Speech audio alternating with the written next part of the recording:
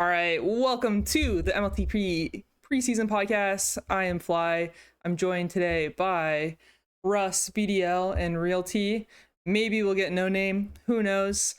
This is semi-serious, but not that serious. But thank you guys for joining. Appreciate you volunteering. Thank you for Yeah, having us. happy to. Yeah. Great. We have three key topics today. We're gonna start out first by just recapping the draft. I'm excited because BDL and Russ should have some good perspectives here. Russ is a GM this season, and BDL was the first pick of Logistic Map. I'll start with BDL because I know he likes to talk, and he'll kick us What off. the hell? Here's my first question, okay? Did you know that Logi was going for you, and did you guys come up with a strategy pre-draft as part of that, or was it a strategy that happened as the draft went on once he drafted you? Yeah, so great first question. I'm actually glad you touched on this because I wanted to touch on it. But basically, no GM DM'd me one time, and especially with my sign up comment, which had my weird kind of restriction. I expected like at least some people just asking about it, and no one messaged me. Yalpa messaged me the 2 days, maybe 1 or 2 days before the draft, and was just like, "Hey, who would you look for in a second ball?" And I was just transparent with him because I was like, maybe he wants to draft me, maybe not. I don't care. And so I gave him some names, and then he never talked to me again, and then he didn't try to draft me. So I was like, all right. But no, so I had no idea Logic was going to draft me, is the short answer. As far as the second part of your question, I went in with two names in mind, the ones that I messaged Yalpa about. My ideal lineup going in was me on offense, and I wanted Griff because I hold her in very high regard on defense, and I know that she always goes for way less than she's worth, which again happened to be the case this season.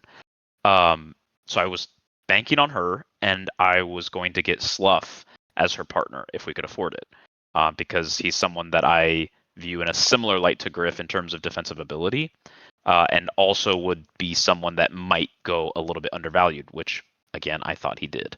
It didn't turn out that way only because Rena was after me, and I told Logi, I was like, "Hey, consider getting Rena. Like, use the rest of your coins on Rena." Well, of course, like I asked Logi, like, "Hey, do you have a plan in mind?" Like as soon as I got in the draft channel, and he's like, "No, not really." He's like, "I have some names, but like it's not like a big deal." I was like, "Okay, so go after Rena," and he shot me down hard. I even Rena can attest to this. I even messaged her, or she messaged me, and she was like, get me, keep bidding," and I was fully for it. But Logi did not like the idea of having two offenders play together, even though I told him both times that we played together, we made the super. Although one of those was with Mex, so a little bit of a stack team, and then one with Fly, which was also a really good team, but still. Um, so he just shot that down immediately, which I was really surprised by. So then, some big names go through. We wanted Freak. That was like the one that we really agreed on. And that got too expensive for us, unfortunately. And then OMB came up, and I was like, "Hey, you need to get OMB if he goes low enough, like all your coins." And he was like, "No, like surely not all the coins." And I was like, "No, dude, like he's worth 120 at least. Like he is of that upper echelon." And he's like, "Yeah, but he's never played majors before." And I was like, "No, dude, like this is someone that has dominated TPM, dominated ranked pubs. Like he's absolutely worth the coins." So I even had to preface it. I was like, "Hey, like if it comes down to it, I'll play defense. I don't care." And so that was kind of the strategy at first, and I'll let you kind of take it from there. But Yeah, no, that makes a lot of sense. Also, just for those who are following along, No Name has joined us. No Name, welcome. Hey guys, Awesome. welcome back. Well, it's good. We're going to get three different Yeah. perspectives of the eight different teams. And so we're just starting to recap the draft. I think BDL, that makes a lot of sense. I guess from my perspective with the ballerina and like you on the same team type thing, primarily offenders, but I think you guys have both played both positions. And I guess if I was a GM, my perspective is like more or less best player available, or at least like value for ball. You know what I mean? Because I don't think the down buff switching positions is always as high as people think it is. And as a result, like you're not going to lose that much. But let's talk to Russ next. Russ, do you want to talk about what your strategy was going into the draft? Yeah, I mean, I talked about it a little bit when I did my power rankings, but I feel like every team pretty much has two players that could be a first ball in a typical weaker season. You know, you got like Jig, Dope, BDL, OMB, even Ty and Water Wheel. I feel really good about like they could be first balls in any given season. So my strategy was just kind of make everybody else spend up on their coins, and then I would get kind of who I wanted in the middle of the draft. It's funny how it works out though. Like Slough was a big target of mine. I knew Water Wheel would be pretty cheap compared to how good I actually think his value is. So those were the two that I were mainly targeting. Ty was just such good value at 66 coins. I couldn't say no to that. But yeah, it's just funny how it works out because like Freak was high on my list. Messi I thought would be a little cheaper, missing 100 minutes. And then No Swag was kind of like our sleeper fourth ball, not a lot of coins, and he went all the way up to 47. So I think a lot of the captains had like the same idea or the same draft plan here. Makes sense. All right, No Name, do you want to chime in on what your draft plan was? Yeah, I do the same thing pretty much every season. I do kind of what you were saying before, a side by side of expected value versus what I'm willing to pay.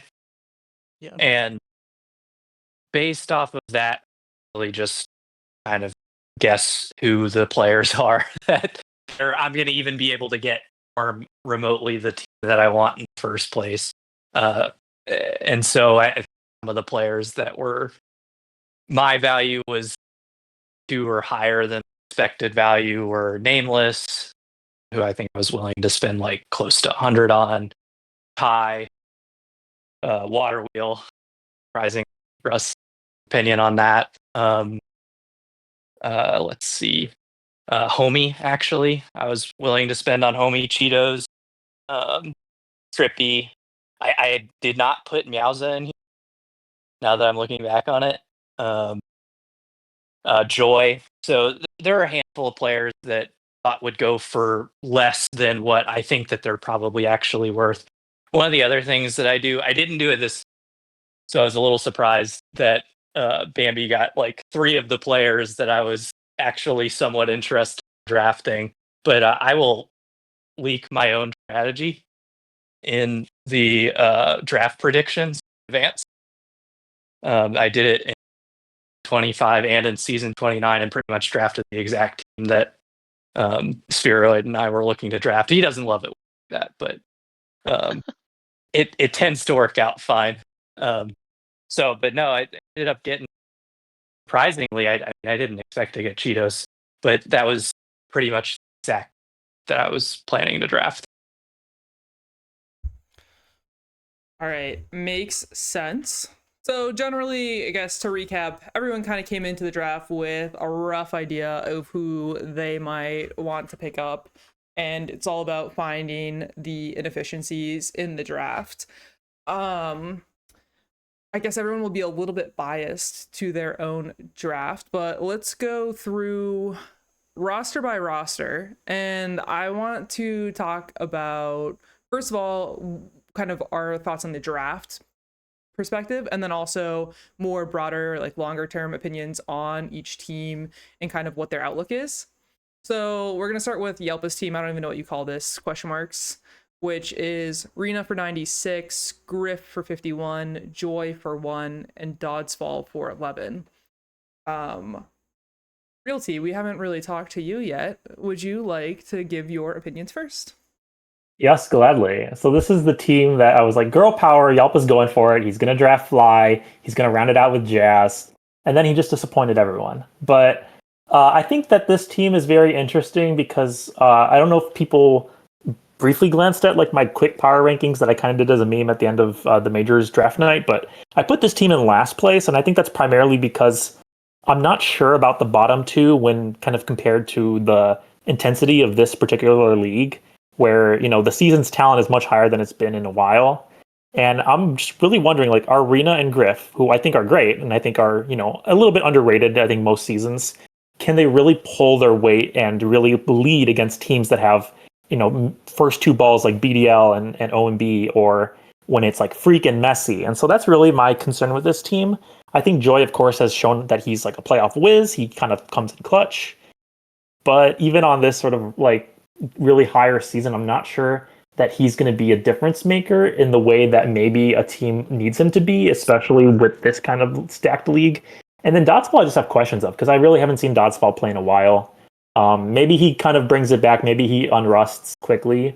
But I think those two right now, especially when we start the season, I'm really just side-eyeing this team. I'm like, maybe they can, get some ad drops going if it really just doesn't work out well. But I'm a little bit unsure about this current roster, although I do know that some people are high on this team. Yeah, is there anyone in here who is high on the team? I mean, I don't know exactly where to place them. I think it's so hard, and why I didn't want to talk too much about other than like basic roster construction. I didn't want to talk too much about the teams and what their expectations were on my side of things, only because I think it's so important to actually see the team play before really passing any judgment on them. In this particular case, my team has scrimmed them the past two nights. It's the only team that we've scrimmed.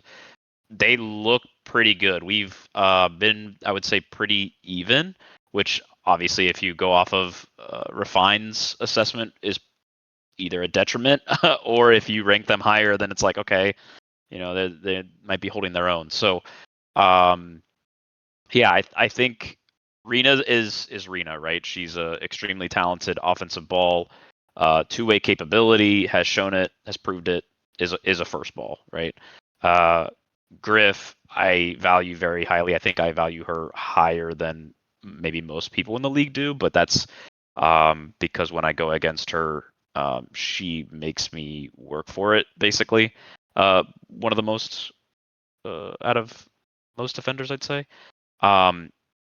Joy definitely needs time. He is, to Refine's point, someone that is gonna take time to get up to speed on playing offense full time.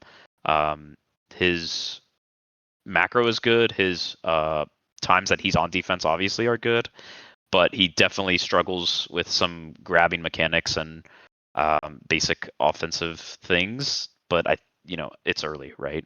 Dodgeball looked fine in my opinion. I'm not on that side of the ball. I wasn't going against him directly on defense, but he seemed fine. He didn't seem like a complete like wash or something like that. Yeah, that makes sense. I think for me, Dodgeball is the biggest question mark. I think Rena, Griff, and Joy have good pedigrees in terms of being on good teams, which I think is generally like a good sign, especially for players that I guess have like less prestige attached to their name. Like if you're consistently like the worst player on very good teams, like clearly you're doing something right where you're not costing your team like the game. I just haven't seen Dodgeball at all recently. Admittedly, I also haven't paid attention that much recently, but I do think it's one of the bigger question marks. And to your point, actually, there, Fly, it's funny because I think all these players have won multiple Super Bowls, if I'm not mistaken. So it's like there's a lot of like winning that they've done in their careers, but it's like, do you trust that this particular roster, this particular time is gonna continue that trend? And so it's like maybe if they do like squeak into playoffs, maybe that is where like that kind of confidence and that kind of been here before attitude can really shine. Yeah, I can buy it for sure. I guess we need to take a slight pause because there was one thing I did want to talk about, just like more macro draft commentary that I forgot to touch on, or a couple of different things. Do we think that ranked performance has made an impact on who is getting drafted here, especially considering that a lot of people playing this season didn't play the season prior. Was Yeah, that something I that would you hope- all considered, I guess, in your drafting and more broadly? I think for me specifically, that's I don't want to say all I had to go off of, but similar to you, Fly, I haven't been watching majors. I haven't watched majors since basically I retired. I don't watch any of the games. I haven't been around, so I used ranked and my knowledge of previous seasons. But of course, those can be outdated, right? Like people improve. Like Joy. Joy was someone that never was a factor whatsoever in majors, and now he's been like I don't want to say a mainstay, but has been consistently in the league and now has won a Super Bowl and maybe a couple question mark.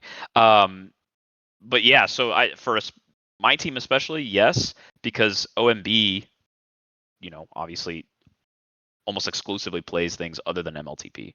So we were using our judgments based off of like what we've seen in ranked pubs. So yeah, definitely played a huge factor for us. Russ, how about you? Yeah, I probably value it more than most people. Like, just looking at rank, people like Taurus, Sif, they've done really well in ranked, and they still didn't get a shot at majors this season. I probably would have drafted one of them for as a fourth ball if I didn't have say from the people that actually have to play with their fourth ball. Um, but yeah, I don't know. I still think you have to prove it in competitive to a certain extent, because even OMB, he's like one of the best ranked players out there, but people probably are still hesitant because they haven't seen him in a ranked setting. Like, how is he on OD? How is he about getting pups? How does he do as a no mic? So there's still like, obviously he should have gone higher with his skill levels, but there's still people are gonna have doubts till you prove it in competitive play. Totally valid. And that's always been a thing in the past with other players to forget ranked pubs. Like even in TPM, there were players that played TPM a lot, but then didn't, play majors or anything competitively like that. And it would always be a question mark. I'm trying to think of an example off the top of my head, but I can't. But yeah, you'd have players similar to Ninja that. or whatever. Yeah, for sure. Ninjroid. He played whatever NFTL that one season, but nobody could ever assess what his value was. Yeah, and It's so all like he there's does always now. that mysterious part where it's like when you're pre-planning a draft and you're trying to figure out these players, you're like it's one of those things where you look at that player and you're like, oh yeah, this would be a good player to have on my team. Well, when you're actually under the gun and the clock is ticking on bids, you're like, I don't know if I can trust this person. I've never seen them in this situation. So it definitely, yeah, it's definitely a thing for sure. I won't speak to this as a captain because obviously I'm not. But my thing with like looking at TPM or looking at ranked and then kind of comparing it to MLTP is like, in my opinion, I don't think anyone should be penalized for how they play in TPM and ranked. It's more sort of like, can they show that they're up to like the challenge of MLTP and maybe prove it by getting drafted as like a fourth ball or something? Because there are a lot of people who play TPM and ranked for different reasons than trying to win or like trying to be like the most sober or the most focused. And so it's like I think whenever if there's ever discussion about like, and I don't know to what extent this exists, like discussion of like, oh, this player kind of sucks right now in TPM, or oh, like we know that they troll or they're bad. Like I don't know if maybe their heart's in it for MLTP, but like it's a totally different setting. So it's like people will care a lot more in MLTP and they'll focus and think about the game a lot harder. But yeah, as someone who plays TPM and ranked a ton in my 5-6 years doing all this, it's like to me, I definitely think that people who are good at that without having shown it in majors at least should get the chance to try. And it's like, I commend captains for at least giving it a shot. Because again, if it doesn't work out, you always have the add and drop period. You always have like you can pick from the top of the minors roster. And it's like, sometimes it doesn't work out, but then sometimes you get players like Meowza and Slough who are like, not super proven in MLTP, but like have shown through pubs or through ranked that like they've got it. Just to piggyback off of that, because I think I think captain showed that, especially at the end of the draft. There were two people that were not expecting to get drafted, and that's G-Man and then Marcus Yallo. And I know them because of ranked. That's all I ever played the past couple seasons or whatever. But yeah, I was really surprised to see them get drafted in general, and I had a few like Agency and Skinny messaged me about specifically G-Man, and they were like, you should draft this guy as one of your zero tag coin people because he's willing to put in the work, is on the rise, and is playing really well in ranked. But it kind of, for me, it was kind of a weird flip-flop situation where I was ranking rank at a high level, but because I had seen Button do it in majors, I had seen Flaccid do it in majors, I kind of like leaned on that and was like, well, maybe I'll stick with them because I didn't know enough about G-Man. Even though I've seen him in ranked, I wasn't like blown away. Not saying anything against him. I think he could be good, but yeah. Yeah, that makes sense. I think someone also wanted to talk about, like, there's a lot of people switching positions, like manip comments, no scrim, etc., etc. Who wanted to talk about that? Was it? Yeah. I mean, I can get on my soapbox for Yeah, 2 minutes. you get 2 about- minutes to talk about this. all the manips. I mean, like, it happens every season. And like, obviously, people that do it every season, it gets watered down. Like BDL situation. I'm not trying to call out BDL. People know he No, actually please. in real life stuff, but like 90%, I swear, of the comments had something about, I'm not going to try as hard as I normally do. I'm not going to scrim, and without scrim restrictions this season, it's just kind of like a cop out, like a fall back. If you get drafted to a team you don't like or you're not winning, then you can like basically quiet quit and then fall back on your sign up comment. So I hate that. It like makes it's already hard to find 8 captains willing to do this, and it just like makes it so much harder when 90% of the players that are getting drafted have some sort of boilerplate BS in there. So I liked the scrim restrictions because then you actually had to declare, I'm not gonna scrim or I am. Because even OK then and Nameless and whoever else, they all said, I'm not gonna scrim or I'm not gonna try as hard. And we all know when the season starts and their team starts doing well, they're going to be spending just as much time as they always do on Tag Pro. So, I mean, that's my soapbox for 2 I gotta minutes. grab my food. But Nameless actually said that last. He didn't scrim at all until I think playoffs. So it's just it depends on the circumstances. In his case, part of it I think is the more you scrim, sometimes the more inversely related it is to performance and to trusting your team, other things like that. I suspect that impacts some of his thinking. I know it does mine. I actually, the season that I scrimmed the least was one of the ones that I played better in. I think that was season 30. So it depends, but I saw this. Kay then had to sign up as that. I feel like I saw 20 other that ended up getting drafted majors saying, "Oh, I'm not going to try." So I think I cut out, but No, you didn't. Yeah. But we got the gist. I mean, I think manipping is a part of draft culture that I think if anyone's ever been a captain, hates.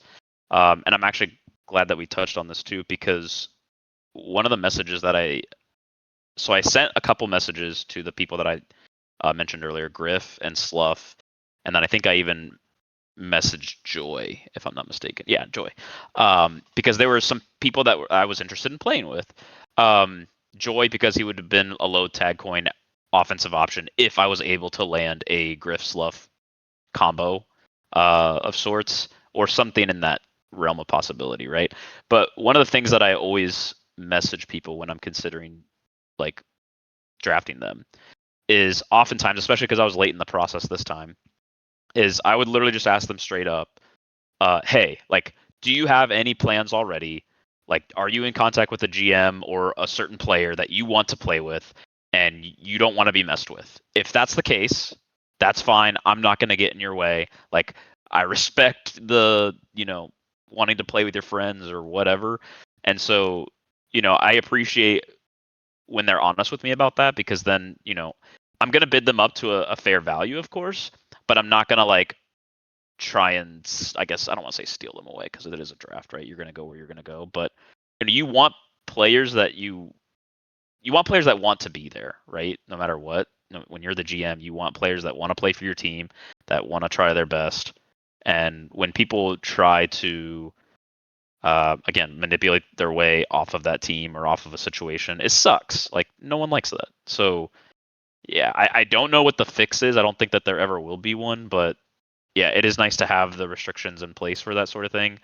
On the scrim thing, I don't know how like real it is. Like, are they actually able to, like, what's stopping them, I guess, from playing under a different name, or I don't know if they track IPs, like use a VPN or something like that. Like, are they really like really restricting it, or is it more like, hey, you better not do that?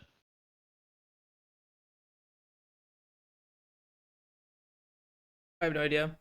I mean, Yeah, I was looking for a response from someone that has been in the league, but I guess that was not happening. All right. yeah, I mean, during my mini seasons on CRC, my perspective was always like, I'm anti restrictions in any format because it's creating a way for someone to try and artificial like add kind of it adds uncertainty into the draft that captains are going to struggle to be able to evaluate correctly. And it's a lot cleaner if there's this is even the like position restrictions. Like if you just have no restrictions on when you can attend, what your position is, whether you can use a mic, whether you can scrim, etc., etc., etc., like then people are going to draft you at like your peak value based on their own understanding, and then you're not going to get like maybe someone views like a mic restriction back in the day as like a -5 take coins versus a -10, and like it just adds this much more complexity in the drafting that I think is a real negative when you're already dealing with like kind of like the tox tax and other like things that affect people's value other than their like pure gameplay. So Yeah, no, that's completely fair. I actually am of the opinion, I think that we should, and I know we've tried in the past, I believe, but we should remove position restrictions. I know the argument is always immediately the people that are like, well, I'm always majors on this certain position and I want to try playing this other position and I shouldn't be kicked out of majors because of that. And I don't know. I think like the D restriction or O restriction stuff is kind of silly. Like it absolutely affects their value. And I mean, I understand why, but at the end of the day, like if you're a good player, you're a good player. Like I don't think, especially for someone that's trying an off position, that probably tells me that you're trying very hard that season. So I don't know. I never understood it, but yeah, I mean at this point too is like if I decided I wanted to be a full-time offender, like my avenue to do so is probably like, I don't know, play a fuck ton of ranked where I'm playing offense and just like getting better at that point to where like my value in ranked as an offender is like equal to my value as a defender, and like prove it that way. Like you have avenues to show that you're good at the alternate position and improve that yep. way. You're just, and also it's always people who would be going for too much, like it's just people wanting to play with like other good players more, like they're Yeah. increasing their value so that their team can fit in like better players alongside them. But again, I also just don't believe that switching positions in most cases is as impactful as it reflects in draft values. So Totally. Yeah, and I think a big part of that too is like again kind of what I was alluding to, which is if you're a good player, you're gonna play well. Like tag pro has become so much more like what you're doing in between, like when you're not in your exact right position and on defense, or right not when you're in base on offense. It's like, what else are you doing? Are you pushing off regrab to help get the return? Are you, switching to anti from midfield? Like that kind of thing is super important. It's like the macro of the game, right? So that's going to happen regardless of what position you're playing, which is why I wasn't going to hesitate even when Griff was signed up as offense restricted. That's when I initially messaged her, was like, hey, like I want to play with you because she's just a good player, right? So, and yeah, I knew she would be valuable in that in between space, or if she's on temporary defense, like it's so hard to restrict that, right? You can't just like be like, well, even though it made sense, she can't be on defense. Like that's not how it works. No one's ever enforced that. So yeah. Well, they haven't forced it, but it's a real headache. True. I guess that there were a couple times that they did do All that. right. That's true. In the interest of time, we have 27 minutes left and we have 7 other teams to talk about, plus big picture season predictions. So let's keep going through the drafted teams, talking about them. Next up, Adrenaline Spikes, Neb's team. Okay, then RB Bear, Bold Roller, G-Man. Okay, then obviously one of the all-time greats. How do we feel about RB and Bold as kind of like longtime mainstays plus a fresher face in G-Man? Anyone have opinions on this squad? I'll defer to. I mean, I'll speak on it, but I know I've been talking a while, so I'll let someone else go first or something. It's funny when I saw this team, I was like, oh man, like when I thought about it, I'm like, okay, then's carried before, like everything last season where he gave himself one tag coin to work with, and he was like, being able to pull people, not to say that they were, terrible, not to say that in this chat alone, some talent in here clearly, but okay, then really showed out, and I was like, okay, so now that the bar has been raised and he's getting better teammates, I think it can happen again. But when I'm looking at it, I'm just trying to wonder. It's like to the point that was made earlier, where every team has like these 2 first balls, so to speak. Okay, then obviously is like the first ball of first balls in this league, and he's like on his own tier. But I'm not sure if RB, Bold, and then G-Man, who I think have all had signs of greatness, but I've also had question marks surrounding them pretty recently. I'm not sure if they alone are able to like help him in a way be able to make this jump in quality that all these other majors teams have. So I think that they can make playoffs for sure, and I think once like Bold gets into it, and if G-Man learns a lot from OK then, and they're all trying hard, and OK then doesn't want to like take it easy this season, I think they can be Super Bowl contenders. But I think this team also has like a very low floor, which is really weird to say about an OK then team. But like in this league where everything is so like tough, I'm not sure if like the players he got around him were necessarily the kinds of steals that I was hoping he would get to come up with like, these kinds of freak messy teams, these kinds of jig dope teams where it's like it's going to be pressure to pressure every single week. And I don't think he can rely solely on being the best player on the tiles like he could last season all the time. Yeah, I think that RB is a safe pick. I don't think that there's anything wrong with him. I'm always surprised he goes for so low. He's sometimes a little bit of a wild card just in terms of like he's aggressive, right? So he'll miss some backwards boosts or put himself in a weird position. But overall, like he's very reliable as a majors defender. Like somewhere, he's not quite a second ball. He's not quite a first ball. He's just like very good. And I think Bold Roller is kind of in that category as well, where regardless of position, I think he's a really good player. We actually wanted him on our team. We got outbid by the 1 tag coin extra. So I have nothing but good things to say about him. I think he could be really good if he's locked in. I know he's had the past couple seasons, I guess I was told that he's either ghosted or had some issues. I talked with him about it, and it sounded like a legitimate situation. So, life happens. But I think he'll be legit. G-Man is the question mark for me, only because, like I said, I've only seen him in ranked, and it's just so hard to judge when sometimes those ranked games are, I know Refine knows, like completely not in your favor or completely in your favor. So, yeah, hard to judge. I need to see them scrim a little bit, but I have stopped doubting OK then. I think of any of the elite players over the course of MLTP history, he is the one that kind of stands alone in terms of getting teams to not only playoffs but to a competitive level to like try and get a super. It's actually probably his most envious, or his trait that I'm most envious of. I feel like I'm a decent coach, but for whatever reason he galvanizes his team to figure it out and get there. So that's his elite trait, in my opinion. So I have no doubt that they'll definitely be in playoffs, but we'll see how far they can go. Yeah, I don't think this is the regular season, at least anywhere below 4th or 5th.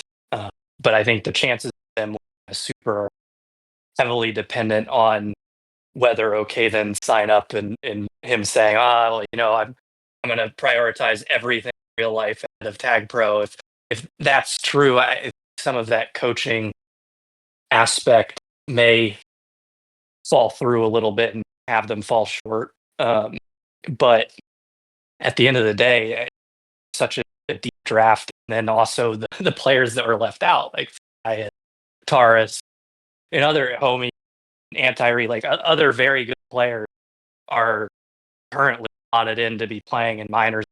He can pull whatever he wants from those ranks. Well, pretty solid chance changes he can make them. But I think it largely depends on his patience, his willingness to actually put in that effort, coach. I think he will definitely put in the effort. I think every time anytime a player is like, oh, I'm not going to do this and this, they end up doing that. And especially with OK, then I feel like he's just not going to be that kind of. If he sees like something wrong going on, I don't think he wants it to affect how people think of him in the league. So I think he's going to go for it. And to your point, yeah, like he can bring those people, from minors if there's someone who's really just like killing it out there, and he's like, this other player on my team, he's done it before, and I don't think he has any reservations about, trying to win. So I think it really just is like, how does his team enter playoffs? Because I felt like his team entered playoffs in a hot streak last season, and then like it kind of limped a little bit at the end. I mean, he made Foci 4, which is still impressive, but like, I think that for him, everything is, Super Bowl or bust.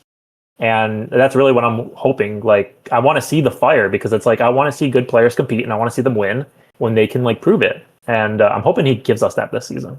Okay, for who is it not Super Bowl or bust? Who's going in being like, wow, gee whiz, sure hope I just make playoffs this year and everything else on top of that is gravy. Like, I feel like if that's your fucking mentality going into this stuff, then you're just like not a competitor. Like, no, OK then's done a different gear though. Like, OK then will put in the effort to do it. All the people say they want to win a Super Bowl, but OK then will make sure that they like do everything they can to win a Super Bowl. Yeah, I don't know. I guess like my perspective too, as someone who did not get drafted, is like when people are like, oh, congrats on someone who so and so got drafted, it's like, okay, and like you still have to like play all the games, like try and win as much as you can. Like that's like what gets congratulated. Just like, I don't know, I'm not a box ticker. I hate when people are just like, oh, I've made this like minor accomplishment, like pat on the back, good for me. I don't know. Sorry, this is like a side rant, but I just absolutely cannot stand the like, well, I've done enough. Oh, I've got a 7.5 D gas. That was good enough. I'm above average. Like, fuck that. Like, that's so shit. But anyway. No, I actually I can resonate with that for sure. Like, it's nice stepping stones, but if your end goal is to not win and win it all, then what are you doing? Yeah, I think I think everyone has those boxes they want to check in the back of their mind, whether or not they admit to it. But like, is winning at the forefront of your mind? That should be the forefront, and everything else will follow if you're winning. All right. Well, we spent nine minutes on OK then, which is far too many. So we need to keep going, guys. Less focus on some of these people. All right. Next team, Fraggle Block. Fraggle Block. I don't know. Fraggle Block, surely. Jig, Dope, Dude McGuy, Sadness. Lots of names that I recognize very well in MLTP. I know Dope had some like really notable seasons over the last, I don't know, like 10 or so, and Jig is like an all-time pretty good player. I was surprised he only went for 94, to be honest. Thoughts on that? Captains, especially? Does this work better? Yeah, it sounds better. Okay, I'm using speakerphone now, but my internet in my apartment is shit, so I'll drop off all the time. Yeah, I mean, he dominated on defense a few seasons ago. Not a few seasons ago. At this point, it's like 6 or 7 seasons ago. But when he was playing on Dallas, and I think that was one of the challenges for Jig was the changes of the servers going from Dallas to Chicago for a week or two in season 32, and he was lagging pretty badly the whole time. So I actually kind of get why he went for less in this case, especially when you see other players that were largely going for less too. I guess he may have been the second pick, so maybe that's not fair to say, but it makes sense. He needed to be by better players than he may usually need to if he's playing offense on Chicago. he thankfully got to go for less. So like he was able to get, I can't remember who's on that team, is it Dope and a few other Big pieces dope that are dude pretty and solid. Sadness. So I think hopefully, I mean, for his sake, it'll work out well for him. Yeah, Russ, can you comment too on like how you value Jig and whether you thought that was a fair price? Yeah, I mean, like you guys said, I think position restrictions are overrated. But I think 94 was fair for Jig. He's definitely more valuable on O, and obviously he's gonna be doing both because that's what you do in Tag Pro. But I thought it was fair. Dope was who I was shocked and who I thought was quite undervalued. Curious to hear people's thoughts on that. Yeah. Go ahead. No, I haven't watched the last few seasons, so I think the last few seasons have been some of his best. So if whoever's been closer can comment on kind of Dope's rise. Dope's great. I don't know, like it is a serious steal, and I get like again, like Jig and Dope have already won before. I think Sadness has probably played for the two of them on one season as well. So it's like this is a team for me that has so much built-in chemistry. Dude Magai is a question mark for me just because I haven't really seen him play up to like that standard. But again, he did fine previously. I have a lot of just Dope was absolutely a steal. I don't know what captains were thinking when they saw that Jig's team had them like in the grasp of their hands, and so it was just ridiculous. And then I would just add to what Refine said about the cohesion. I think this is a team that will be very cohesive because they've all played together. I could be wrong. I think Dude and Jig were on the same team last season. And then Dope and Sadness, I'm pretty sure have played together and maybe won a super together. Dope and Jig obviously played together. So a lot of cohesion here. A lot of two-way capability. We've seen Dope on defense and offense. Dude McGuy is no slouch with the flag. Sadness is, I can't figure him out, to be honest with you. It seems like every time he has a great season, albeit on a stacked team, but he plays individually well, I'll see him in like ranked pubs or some other pug setting or anything, and he seems like a completely different player. And I don't know if that's just like him switching on like an MLTP brain or something else, but yeah, it's just really interesting. I can't seem to get a complete read on his skill level, which is rare for me. So yeah, I'll be curious to see what he does. If he's like I've seen him in MLTP in the past, then this team should be very good. If not, then it'll be interesting. Yeah, I mean, I think go on. I was gonna say, I mean, it's worth noting that Sadness won a super in season. What is this? 26 maybe. Well, he's or won, recently, he's more won recently. Two. He won 30 Yeah, and 2 of 1 them. and 31. 26. And in season 31, he was like the top capper in the league. Granted, I guess I assume this team is probably like really good, but like he's won multiple. Dope's won multiple. Jig, I think, has won 1 or 2. Dude's the only one who hasn't won. Like, there's a lot. It's like a similar team to the Rena, Griff, Joy, Doddsfall one, where Sadness is kind of taking the Joy place. But then you have like Jig and Dope doing the same sort of thing as Rena and Griff. I think Sadness is one of those people I was referring to earlier who just kicks it in during MLTP and it doesn't, really have the kind of drive that maybe people in ranked or TPM sometimes expect out of a player like Sadness. Like, I think one tag coin is a major steal, not because I think Sadness is going to be like leading the league in caps this season or anything, but like for a player at his level who can be picked up late in the draft, like it's absolutely worth going for in any capacity. Yeah, fair enough. Nameless is asking if we think that this team will make the playoffs. Oh yeah. Easy. You know what's funny too is like Pass the Flag, I'm sure this happened to a lot of people. Pass the Flag actually DM'd me like asking for like draft insights about like who we should draft going into this season. And I told him I had no draft insights at all. But I wonder at what point if he was told to go for Jig and Dope or if like he went for Jig and Jig was like, okay, you're getting Dope now. I wonder how that all transpired. I don't know for sure, but I would bet that it was just a matter of seeing the board, seeing who was available, and wow, Dope is really cheap. Let's get him. Why not? Well, because I mean, even with the coins being given, like the 200, like Jig and Dope could have gone for 100 each, and then that's you the just other round part out with zeros, which is like crazy that they still got like tons of TC on the board that it didn't even spend.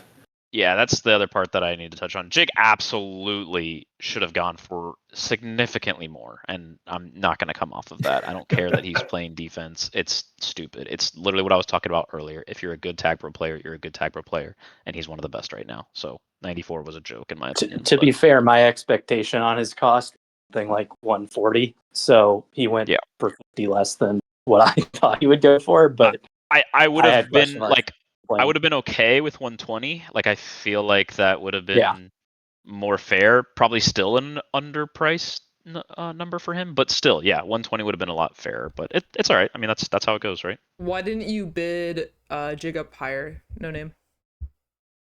I didn't really want to build a team around him. Honestly, when I look at the players that I think mesh well together and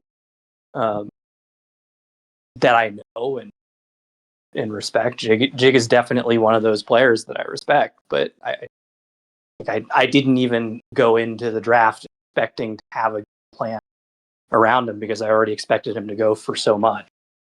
And so when he was going for whatever 90 to 100, that range, I thought about it for a minute, Fly, but I decided, I'll just stick with what I was already anticipating I could do, which was get Nameless for less, potentially get Ty, and or Meowza.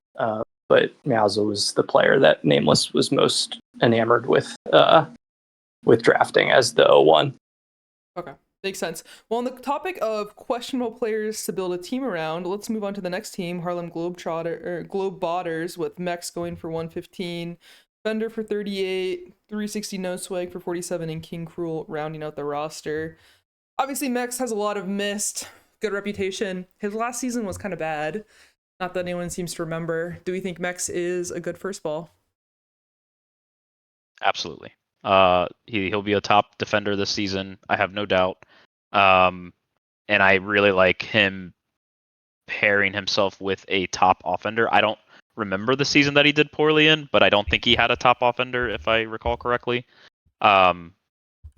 So this is the now classic Mex kind of lineup. I think he could have done better on the two other balls with the coins that he had.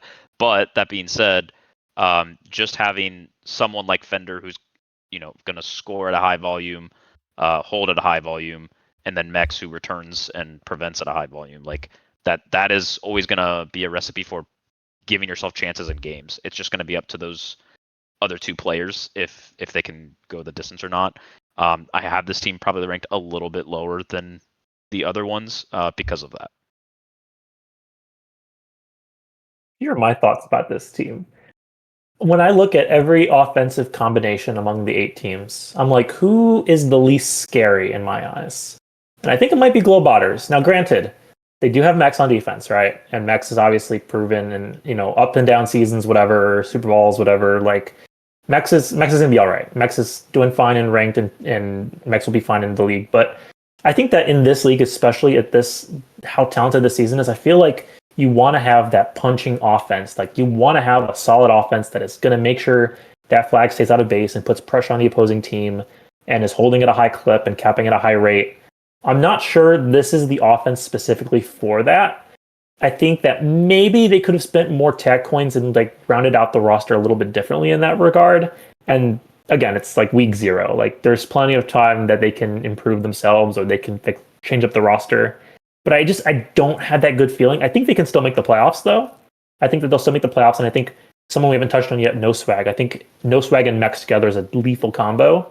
But I'm just really questioning like the offense, and it's in the back of my mind, even as a defender. I'm like, I really just want to see like some pop in the offense, and I don't know if this is it for this kind of season.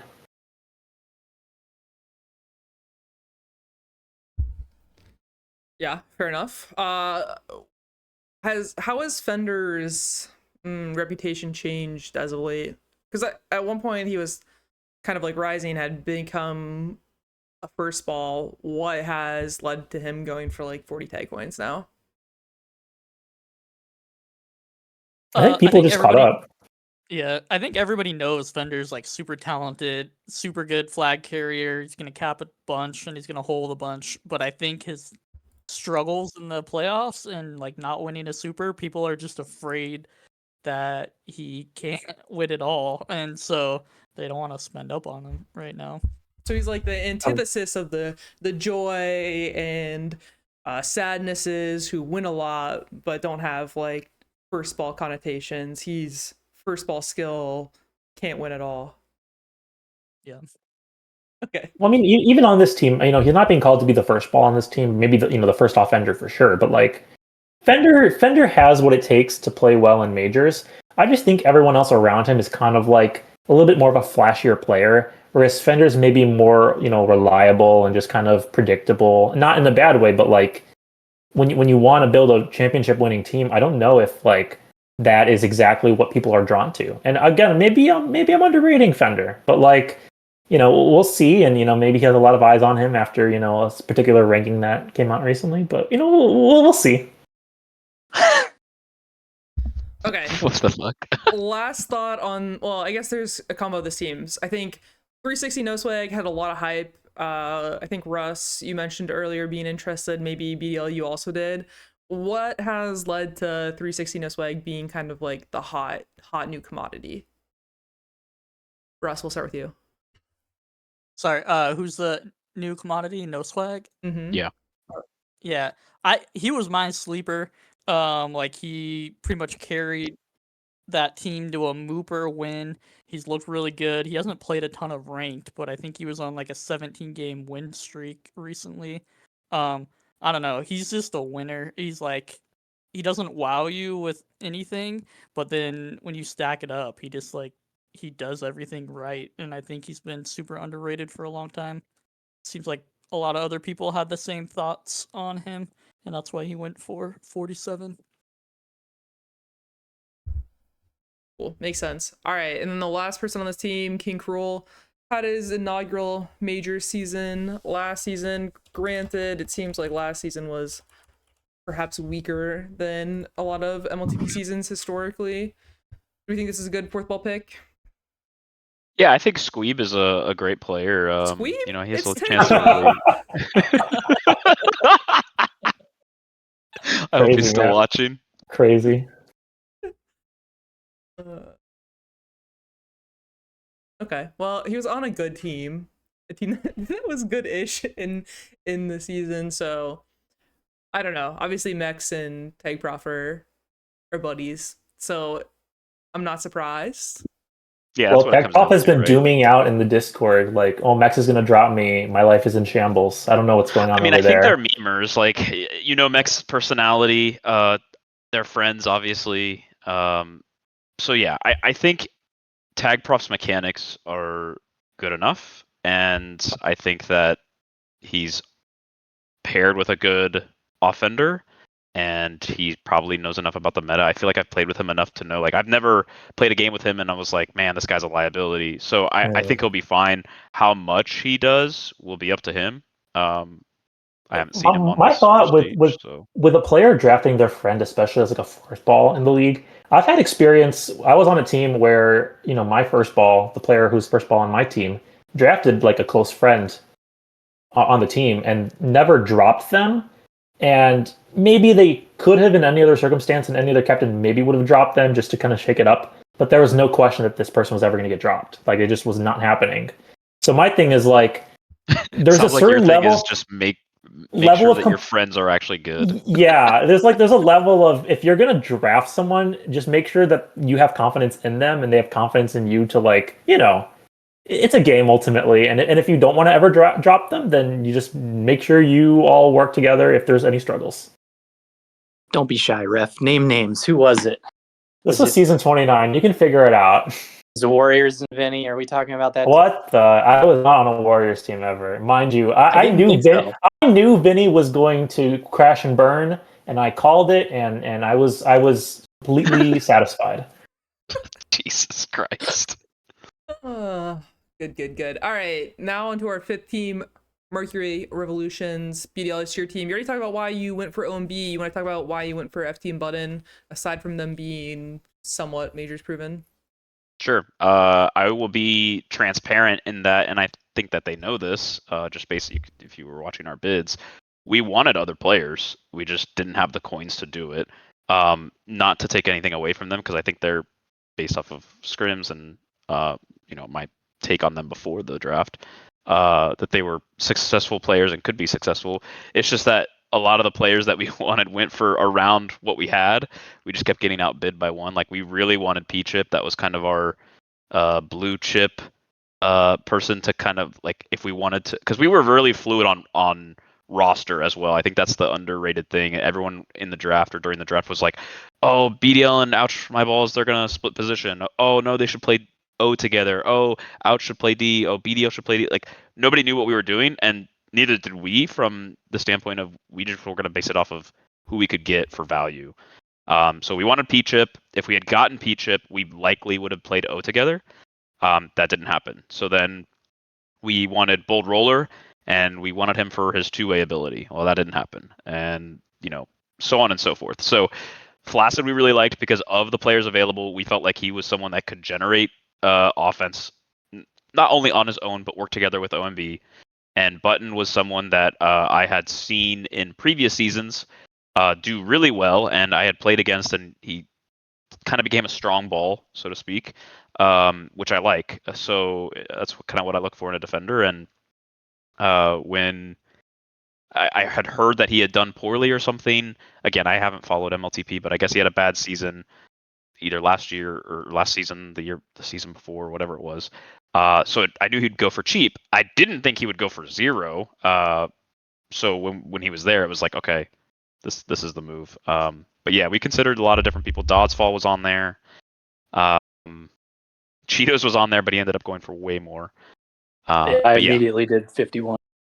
Yeah, I wasn't correct. going to So, let that be, and I still thought it was out. I thought, but yeah, we wanted Cheetos for the same reason that we wanted Bold, which was the two-way capability, and just have flexibility. But yeah, so that was our thought process. Cool. 5 people went for 11 or 12 coins by my count, by the way. Yes. If you want to know how many times you were outbid. Yeah. And the ones that went for 11 were people we were bidding up one because we wanted to, like, leave room for another player if possible. So, like, Trippy, for example. We liked Trippy. We didn't love Trippy, so if we would have gotten him, we would have been happy about it. But that's why we didn't do the smart thing and, like, use all of our coins, because we were trying to bank, like, some coins for the second person in case we needed it. Yeah, I had a lot reserved and figured it would get to 11 or 12. So just went straight to 11 to box you out. Yep. And I'm sure that's what the others did too. Cool. All right, on to the next team. Russ. I think he's still here too, maybe? The gang's all here? I'm all still right. here. We talked about your team a little bit, but yeah, do you have anything that we haven't touched on in regards to your team that you want to preface this discussion with? Yeah, I think people have some doubts about the team because there's no there's no BDL. But I have a lot of faith in Ty and Water Wheel, and I think that's a really good offense. And then Sluff and P-Chip, I think, just have like awesome mechs as defenders. So as long as the comms are fine, I think the team could be really good together. Yeah, I actually just want to chime in real quick because I have scrims coming here in like 2 minutes, so then you guys can have at it. Apologies for dipping. This is my number one team, in my opinion, from all the rosters. Like, obviously, I have a lot of history with Ty. I think he's a great two-way ball, plays smart. At times can play too conservatively, but that's not necessarily a negative. I'm just more of an aggressive player, as people know. So that paired with Water Wheel, who, again, great two-way capability. I value two-way capability a lot. He's one on O, he's one on D, so no reason why they can't succeed on offense together.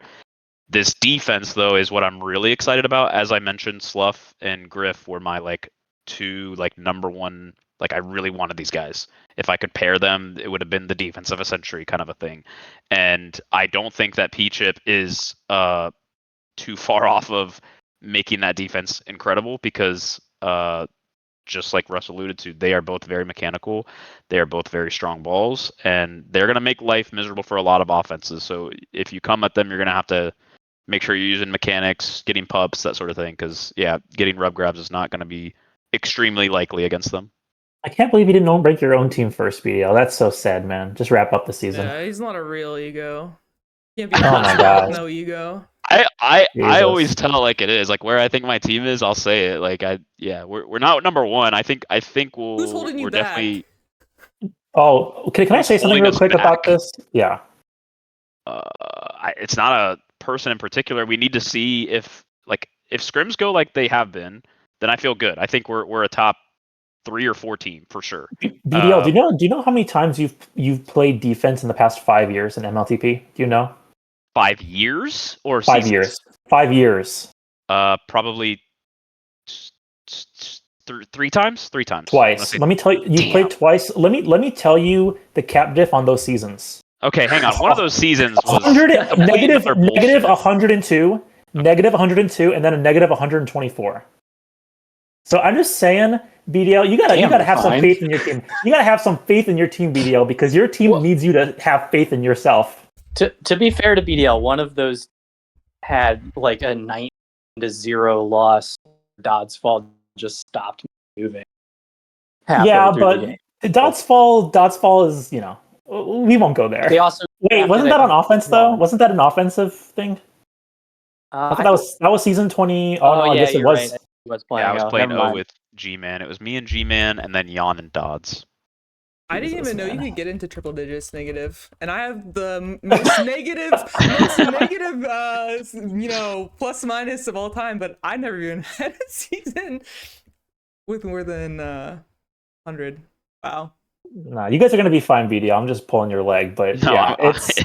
I'm confident in our team. I'm confident in myself. Like those were different situations, like out of my control. Like I tried to always play as best as I could and try to bring my team along with me. I think the season that you're talking about was me, Tears.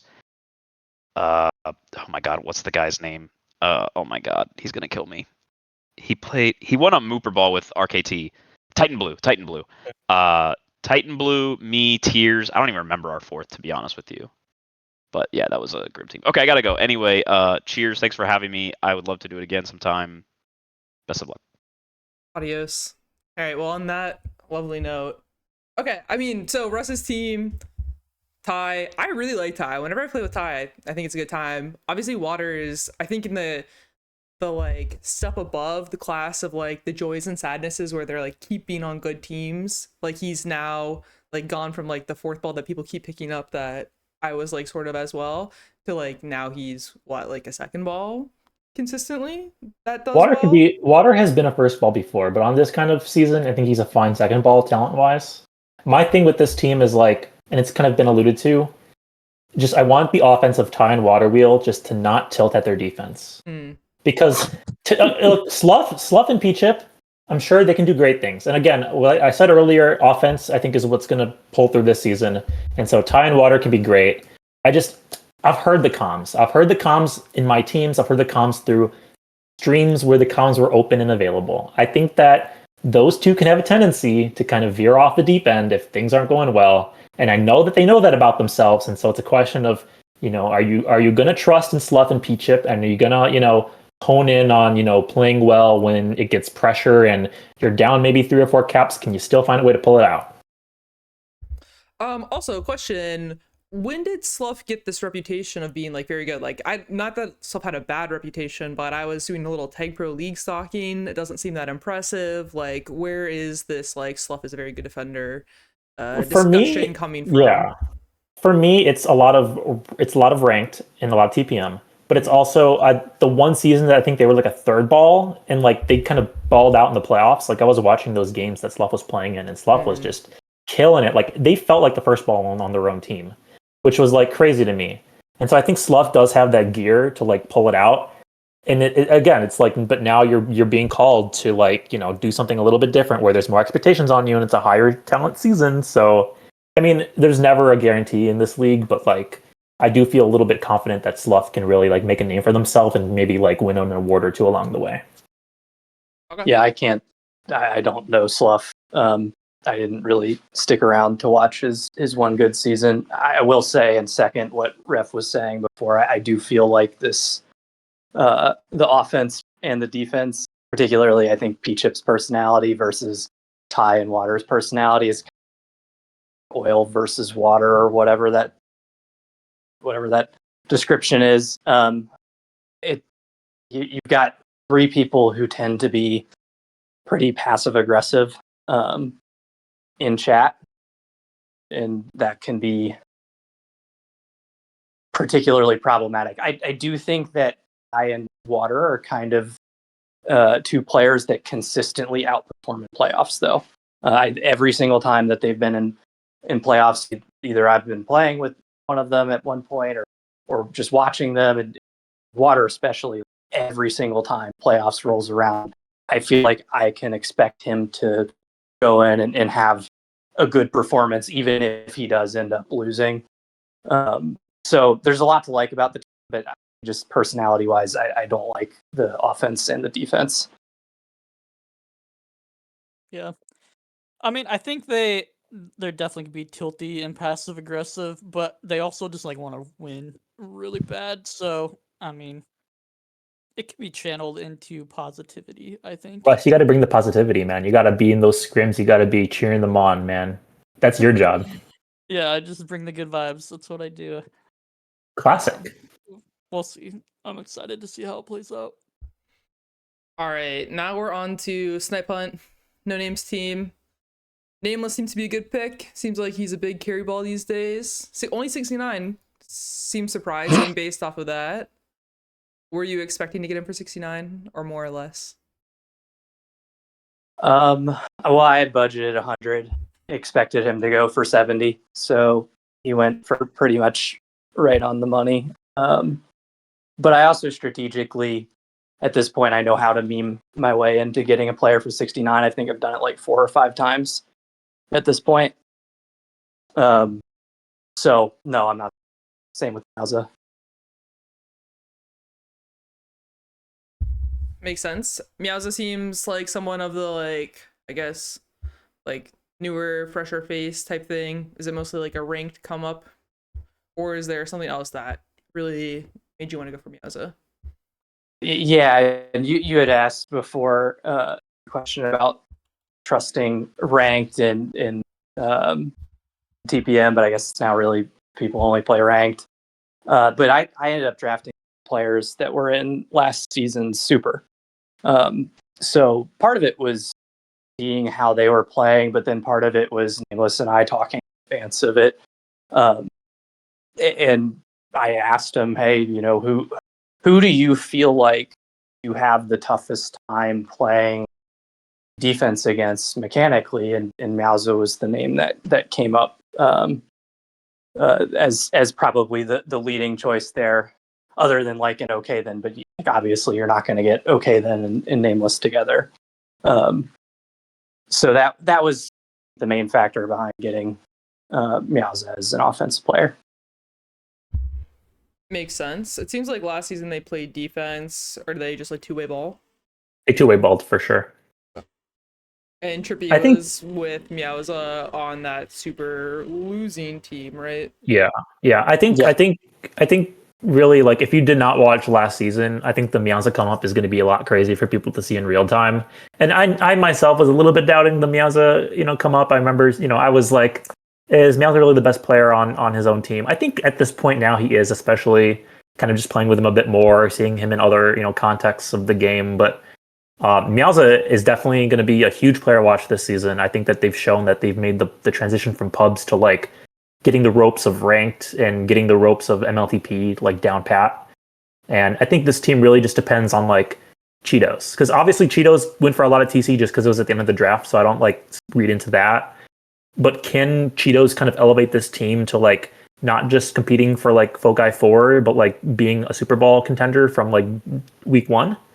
And that's what I'm really interested in, because I know Cheetos has done it before, and like if Cheetos can bring it, and if Nameless, Meowza, and Trippy just kind of continue what they've been doing, I think that this team is easily like a top 2 team in the league. When is the last time Cheetos had like a good season, or like a notable season where they were like the best player on that team? Because just like clicking through things, it seems like Didn't Cheetos lose a Super Bowl pretty recently? Am I not crazy for that? Like, was it 30 or something? I don't know. I wasn't 30 because that was Bold Fender. Oh yeah, that's right. That's right. Because I was a somebody GM that else. season. Yeah, I was a GM. Yeah. I don't know if he was recently in a super, but he pretty much every season it feels like ends up making the playoffs and ends up playing pretty well throughout the season. I said it at some point in MLTP discussion, which by the way I also said I have no idea who Mauza was for the past 2 weeks. But I also with Cheetos, like, you don't really draft because he's mechanically great or anything along those lines. He typically just plays really solidly and really smartly on either position. He can play offense, play defense. So I mean, I feel confident that you can switch him and Trippy up, and either of them could play ORD on this team, and it would still be at least somewhat viable. But I with you, refined. I think that the biggest question mark overall, since he's the one who hasn't played recently, is probably. Well, I just looked at chat. They did say he played Super Bowl 34, which was actually a stream I commentated, so that's why I remember it now in my head. So yeah, I think Cheetos again. It's just like, can Cheetos just kind of get up to speed quickly? And obviously this 34 I think was a pretty good season talent wise, all things considered. It's just like Cheetos now just is going to be like put in a little bit of a different environment where it's like the bar is even a little bit higher than before, and now it's I think he has a good roster around him too, and I think that there's going to be no slouches on that team really. All right, fair enough. Last team. Head out, by the way. Sorry. All right, thanks, no Joel. worries. We're almost done. Land Before Timers, Tinderfella, Freak, who I think is pretty good, in my opinion. Messi, 83, ASAP, and Marcus. Marcus, obviously, kind of like the notable surprise pick of the draft, fresh face. You said Messi's restricted 50 minutes or 100 minutes? 100, yeah. That's a lot. It's the last weeks too. Ooh, that's a little rough. I won't lie. I didn't know that actually when I looked at this team earlier. But I think this roster in itself, with the Messi, with the Freak, and ASAP being able to kind of bridge together as like a pseudo second, third ball, I think this team has what it takes to win as well. I think I would also rank this team top 2. I put them number 1 in my just very quick PRs at the end of draft night. I think it really is like Marcus can be a great talent, and he can maybe elevate this team where it's like, people haven't given him a shot in majors, and he had a great season, just recently. And if Marcus doesn't work out, then they just, cycle him into like, picking up someone else from minors. I think that this team has the bones to make it to the Super Bowl. I guess the question then is now, it's like with Messi missing minutes, is like, are they going to do enough in those first 5 weeks or so to like make sure that they secured it, so that they're not sweating for their lives? Because Messi, being subbed out for some other minors player is a pretty serious downgrade, I will say.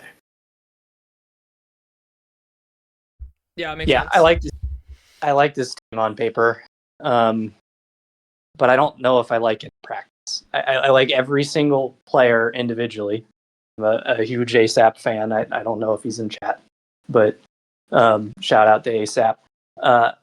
They're all like, ASAP doesn't have necessarily a reputation of having a big personality, but he definitely does in game. And he and Messi had like pretty meaningful beef in season 32 at points. Oh God, yeah. And then you right. pair that with Freak, who I mean, I don't know that he's like this at all anymore, but he was a fucking rager back in the earlier seasons. I think he's chilled out a lot since he started dating and is, I guess, now engaged to Princey. Wow, congratulations. I knew this, by I don't the way. know if that's Congratulations. Woo. randomly saying that. I just saw allusions to it in chat at one point. And then Marcus, who is notably like a tilty player. I don't know that I see them gelling well together when they're losing. I think that they're going to win a lot potentially, but if they get off to the wrong start, I think it's going to be a tough season. Honestly, I can't be sure. But Freak and ASAP and Messi, I believe in all of them as players, and actually Marcus as well. I think they're all individually good enough to be good. It's funny how the coolest head on this team is ASAP, but also when ASAP's the coolest head on the team, I'm not sure what that says. Like, do you trust like that ASAP will actually be able to cool down people, or is he going to make the situation worse? Like, I will guess. he intentionally bait people into Yeah, getting even angrier at each other? Maybe. That's a great point, really. And again, like I see this team's talent, and I'm super impressed. But I guess that does kind of a dimension that I was talking similar to like the Thai water team, where it's like just keep it together, and even when you lose, like can you just kind of keep each other's backs and like just get through it. And Messi has won on Super Bowl teams before where he had problems. Freak, I'm sure, has gone through ups and downs, but I think at the level he's playing right now will be fine. I give this team a little bit of confidence in that they will, perform to their ability. Yeah, I have them as either top three. I just don't see any in between. Do we think that, okay, if we compare Portland Trailblazers, so Ty, Water, Slough, Chip, we talked about the personalities on there, with this team, would you say that LBT then maybe has a lower floor than the Trailblazers, but it has a higher ceiling? Oh, I don't know. Yeah. I think lower floor just if Messi's gonna miss 2 weeks. Yeah. But I'm also just like, like I think that if they're playing in playoffs, I would still take, at least at this point, LBT over Portland. But yeah, I mean, if there's a team that's missing playoffs, I guess it could be LBT, which sounds weird to say if they're like my Super Bowl pick. But I mean, yeah, I guess you never really know. All right. Makes sense. All right, so we've recapped all the teams. I think the last thing to do, I know we're going over what I had estimated. Sorry, not sorry. Is some big picture season predictions. Gonna go through the major awards, so MVB, D-Boss, O-Boss, and then make your pick for who you think is missing playoffs and who you think is making the Super. So 2 teams for each of those. Realty, who is your MVB, D-Boss, and O-Boss pick? Well, good thing I have the superlatives filled out. Make sure to fill out dope superlatives if you haven't yet already. I'm going to read off of mine because I'm not a coward. Well, at least I'll read off the ones that won't be inflammatory. The okay then MVB prediction, I think that's pretty self-explanatory. The Messi O-Boss prediction could be a little bit hampered by the fact that he's missing minutes. So I guess I'll kind of turn that around and I'll say, I guess Ouch maybe. I think Ouch could have a great season, and I think he'll be kind of a flashy player that surprises people who don't already know him. And then D-Boss, I'm going with Mex. Like I said, like that team might not have the strongest offense on the board, but I think Mex is going to lock down, and I know he's a stat chaser. So he will be a D-Boss guy for sure. You said also missing playoffs, is that correct? Yeah, who do you think is going to miss the playoffs? The 2 teams that will miss playoffs? Damn, this is tough. I think, sadly, I got to go with Yalpa's team missing playoffs. But again, like all these teams could definitely make playoffs. I'm not writing anyone off just yet. And then I think I'm going to go with the next team again, just that whole offensive, defensive, contrast. But every team has players that I like. Every team has potential. And so it's like, when you're really cutting it down, it's like, I don't think any of these teams are going to be like blown out every single week. Like, I think it's just going to be, tough as nails. It's going to go to like week 7 where there's going to be teams who are all fighting for playoffs still. And it should be really fun to watch. I think that this season is going to be really fun as a spectator for sure. All right, and 2 teams in the Super. Ooh, okay. 2 teams in the Super. I'll go quick. I will say, not to harp on too much of what I've said previously. I'll go with No Name and with Tinder's teams. So Land Before Timers and Cavaliers. Yeah, and I don't know who's going to win off of that, but I think those are solid teams, and that's who I'm riding with. All right, No Name. Who is your MVB, D-Boss, and O-Boss picks? I think okay then's probably the obvious MVB pick. Offensive ball of the season, can I double it and say okay then again, or no? It has to be someone different. All right, probably Rena.